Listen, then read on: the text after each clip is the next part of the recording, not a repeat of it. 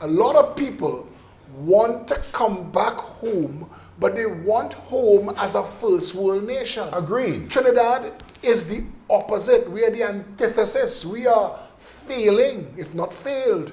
We are a banana republic in every way. It's almost as if they took the Banana Republic playbook. Trinidad has been led by 5-year dictatorships. We have no say. We have 1 minute in a voting booth where we could vote and you could get into office. I realized this in Form 3. I am Ron Millington.